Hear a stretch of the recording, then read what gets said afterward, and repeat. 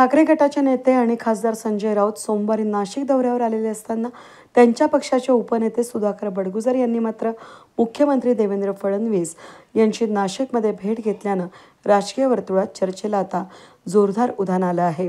या भेटीमध्ये बडगुजर यांनी नाशिक महानगरपालिकेतील भरती प्रक्रिया, कर्मचाऱ्यांच्या पदोन्नती आणि इतर महत्त्वपूर्ण स्थानिक प्रश्नांबाबत मुख्यमंत्र्यांना निवेदन दिलं। त्यांनी स्पष्ट केलं की ही भेट पूर्णपणे मनपातील म्युनिसिपल कामगार संघटनेच्या प्रश्नांबाबत होती। सुधाकर बडगुजर यांनी हे मत स्पष्ट केलं।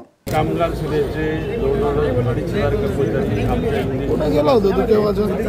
आणि महापालिकेच्या स्थापनावरती 7,000 कर्मचारी असताना 41 कर्मचाऱ्यांचे रिक्त पद आहे।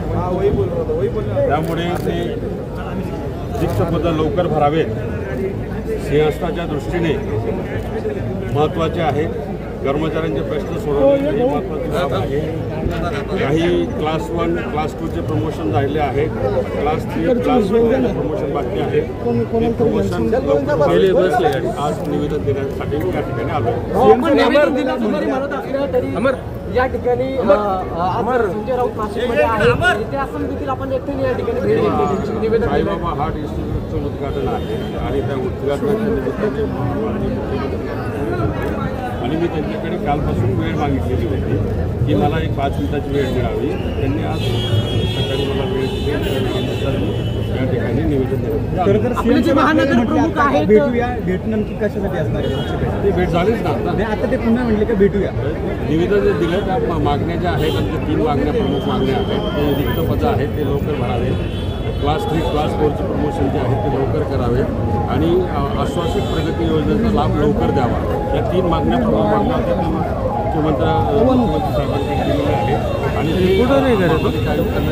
ते आदेशित करावे आणि कर्मचाऱ्यांचे प्रश्न लवकर। दरम्यान नाशिकमध्ये ठाकरे गटाचे महानगर प्रमुख विलास शिंदे यांच्या मुलीच्या विवाह सोहळ्याच्या निमित्तानं अनेक राजकीय नेत्यांची उपस्थिती पाहायला मिळाली।